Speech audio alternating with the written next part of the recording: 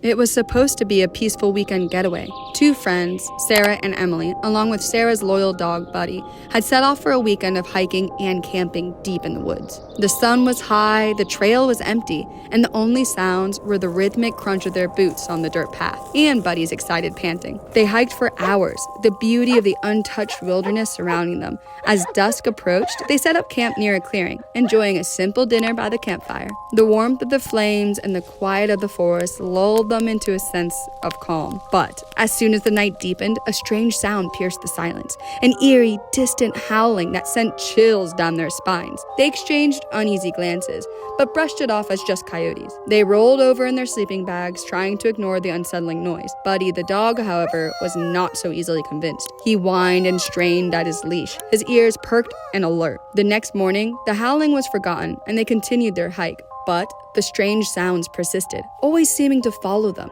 Sometimes the howls were ahead of them, other times behind them. They hadn't seen a single soul on the trail until a biker suddenly appeared, speeding past them. As he disappeared into the distance, the howling, which had been in front, grew more intense. Then it changed. Screeches, strange noises, and finally, a man's blood-curdling scream echoed throughout the trees. Buddy barked madly. His hackles raised, and it took all of Sarah's strength and a handful of treats to quiet him. The two girls stood frozen, terror gripping their hearts. The sound of the biker's scream echoed in their minds. They knew something was terribly wrong. That night, as they huddled in their tent, the event of the days replayed in their minds. Sarah couldn't shake the memory of the old bookshop owner she saw in town.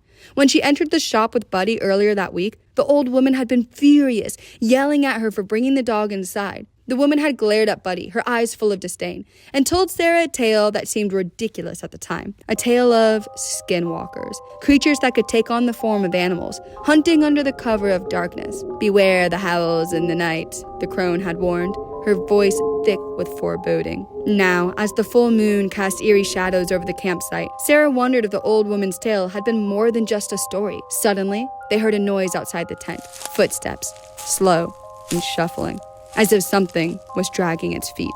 Peering through the thin fabric of the tent, they saw a figure, a man, but something was terribly wrong. His movements were jerky, unnatural, as if his limbs were being controlled by invisible strings. It was the biker, but his eyes were empty, his skin pale and lifeless. He was no longer alive. He was searching, his head jerking from side to side, as if searching for something or someone.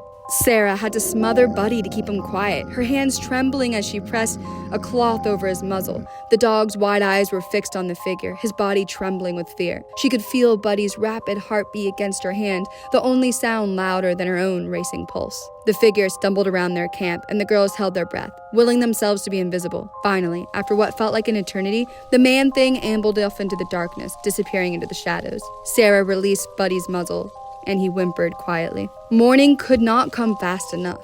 Shaken and terrified, they packed up their camp in silence. They needed to get out, to find civilization as quickly as possible. But the quickest route would only take them through uncharted woods, a path not on their map. They hesitated, but with the sound of those coyotes, if that's what they really were growing closer, and they had no choice. They set off, Buddy pulling eagerly at the leash, his nose to the ground as if he knew the way.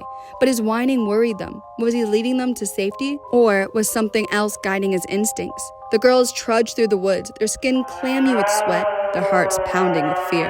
The howling grew louder, closer, surrounding them. It seemed to come from all directions, echoing throughout the trees. The forest itself seemed to close in on them, the once beautiful landscape now twisted and menacing. As they pushed deeper into the woods, the trees began to thin, revealing a small clearing up ahead.